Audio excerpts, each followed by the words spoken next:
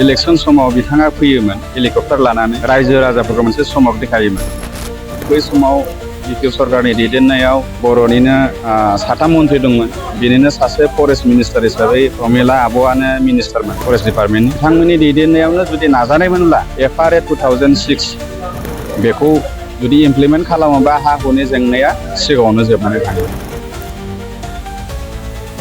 बेखिनि खामानिखौबो जोंनि आनडिभाइडेड सुनितफोराव बिथांनि दिनाव खुनु खामानि मावनाय जायासै आरो। बेखायनो जोङो बिथांनि दैदेननाय समाव जों जेरैबायदि बर'नि सासे बुंनो थाङोबा राजा बायदि बै समाव बिथांनि दिनाव जोङो गफुर बासि बा सनितपुर बासि हिसाबै खुनु अननाय मोनाखै आरो।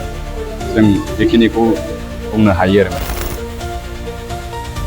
बिटिआरनि माखासे दफा आरो इमप्लिमेन्टेसननि बाथ्रा दंबावो, जेरै गामि सोसन आरो गामि सोसनखांनायनि उनावहाय बेवहाय माखासे एडमिनिस्ट्रेटिभ अफिसफोरनि खोथा दङ, स्कुल कलेजनि खोथा दङ। बेफोर गोबां इयुननि दिगफोरखौ नाहरनानै आङो गफुर बासिखौनो गुरैयै खावलायनो सानो। दानि सोलिबाय थानाय प्रमद बर' सारनि दैदेननायाव जिथुनाखि जोंनि बर'नि समयसाखौ समाधान खालामबोबाय थादों जेथिया, आरोबाव बे सारखौनो फैबाय थानाय इलेक्सनाव बा बिसायख'थियाव भट होफिननानै देरहाहोयोब्ला आङो सानो जोंनि गहपुरनि माखासे थालांनाय दफाफोरनि जेंना, बे जेंनाफ्रा थाबैनो सुफुंजागोन आरो जोंनि दिनै गांनाय उखैनाया समाधान जागोन। बेखिनिखौ आं नुहुरनानै आं गथै गहपुरबासिखौनो अन्तत एबार खेबसेबाव प्रमद बर' सारखौ जोंनि बिटिआरनि चिफ हिसाबै सायख'बावनो बा रायजो राजाखौ आं खावलायनो थाबाय आरो।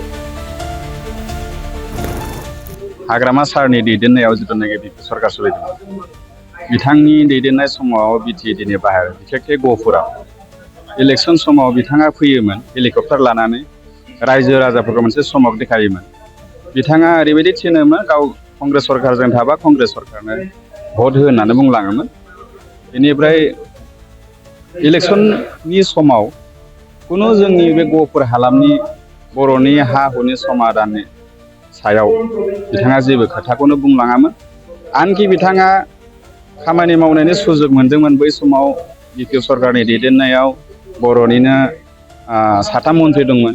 बिनिनो सासे फरेस्ट मिनिस्टार हिसाबै प्रमिला आब'आनो मिनिस्टारमोन फरेस्ट डिपार्टमेन्टनि।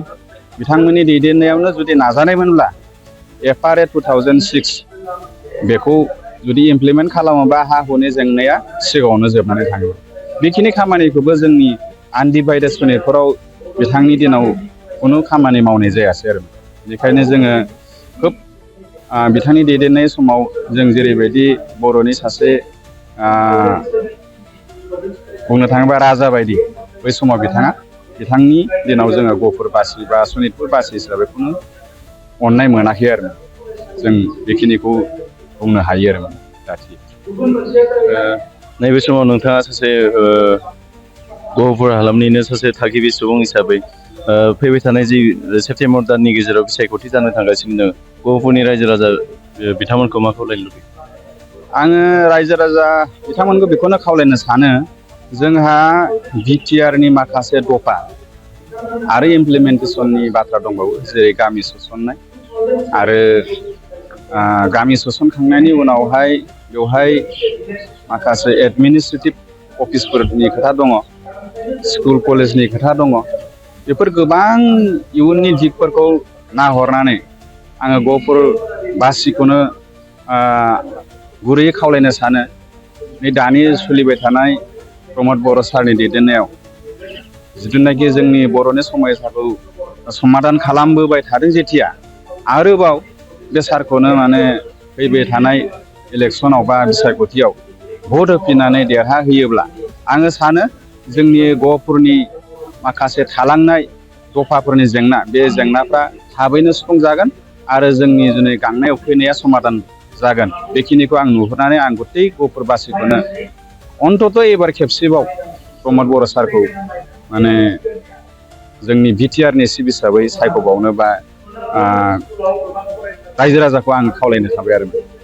नोंथां बा नोंथांमोननि लुबैनाय बायदि थारैनो सरकार फैमारोब्ला, प्रमद बर' दैदेननाय सरकारानो फैमारोब्ला गिबिसिनै गहपुर, सनितपुर, बिस्वनाथ हालामनि थाखाय मा खामानिखौ गिबिसिनै मावजानो लुबैयो?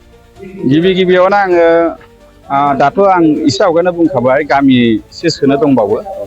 दाथ' 60था गामिल'सो हाबदों। बे गामिखौ इमिडियेट सोनांगौ।